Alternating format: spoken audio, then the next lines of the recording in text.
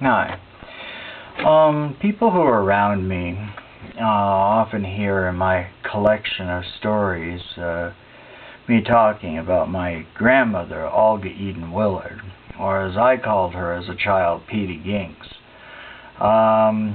Grandma just did not suit my grandmother, and you didn't want to get the look, and if anybody ever referred to her as Granny, they did so at their own peril. My father used to call her the old goat, and she called him the old buck. And they had a rather interesting relationship. My grandmother didn't like profanity, and my father was a sailor. And it was respect and fear, but my father usually kept a filter on his language when she was around. But my next-door neighbor in Key West, Zeppie Boucher, who's in her 80s, and she had grown up on the water. She was the wife of a fisherman. She was a fisherman herself, and she didn't. She particularly hated New Yorkers, and that would cause a lot of obscenity to come out of her mouth. One day, I was out riding my bicycle, and this guy with a New York plate almost hit, and she introduced me to a new word that rhymed with pucker. And I used it later on that afternoon, and my grandmother heard me, and she said soap. And, it was like if I said ass or something like that, I'd have to lick on that bar of soap one time. But if it was something that rhymed with pucker, with multi-syllables, it could be an 8-lick offense. And if it was an 8-lick offense, she didn't just come after me. She came after the adult that put it in my mouth. And she was no person to be around if she was displeased, especially if it involved me and using profanity. She taught me to read when I was about 3 or 4. My grandfather taught me to write. I was writing verse by the time I was about 6. So anyway, my grandmother went after Zeppie that day and disappeared for hours. And my father came home, and he was a Navy SEAL, and he was in his uniform, very impressive, cowering in the bushes, peeking around back to make sure that my grandmother wasn't beating on Zeppie.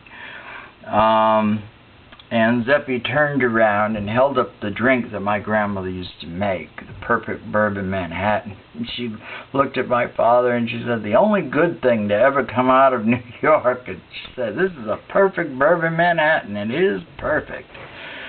Now, my grandfather had been conspicuously absent that day. My grandfather, Mount Stevenson Willard, Bill Willard, he had gone to school with Theo Gissel, who was Dr. Seuss, and he was a man of leisure, a poet in his own right, and I believe it was his great uncle was Robert Louis Stevenson, and he wanted me to be a writer.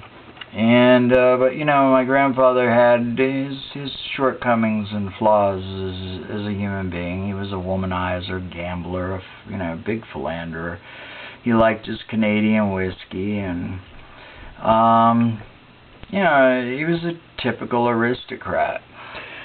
So my grandfather was laughing at Zeppie the next day because he heard about what had happened.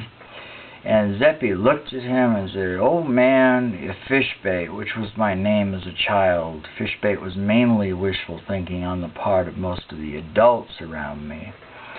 But anyway, she told him that if Fishbait ever saw him going in the brothel, his dreams of a peaceful death would come to nothing. So, I would get amnesty if I asked my grandmother what a word was and didn't use it, and she would tell me usually what it meant, or some facsimile of what it meant, and she'd tell me not to use it. So I said, "Peter Ginks, what's a brothel?" And she turned and looked at me, and she said, "Well, a brothel is a lot like a dentist office." She said, "It's a place where weak-willed men like your grandfather go to have a peculiar smile put on their faces. And then she smiled and looked at me and she said, "But, baby, you need to stay out of the brothel because they eat children in there." And my grandmother was far from a prude. I mean, at 13, my welcome to adulthood present from her was Lady Chatterley's Lover, and that is a hot novel.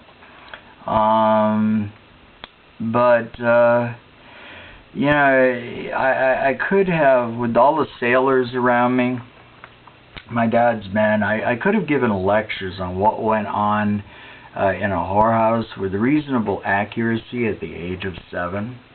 And my sex education consisted of a study through the porthole window on my dad's boat. My mother had a law in the house. It was okay for the men to be there, you know, after they'd been out to sea, but no hoochies in the house.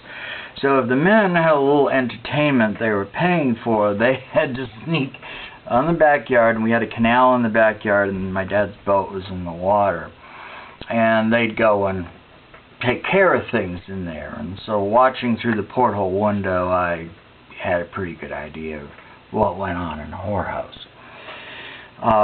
But it didn't dawn on me until the time I was around 13. Related to Lady Chatterley's Lover, I had discovered what a brothel was. So anyway, the next time you go to the dentist office, please do think of this story, and it might help to take away a little of your pain. Anyway, this is Jus Lundberg. I am the Fairy King, and have a wonderful life. Thank you for listening. Bye.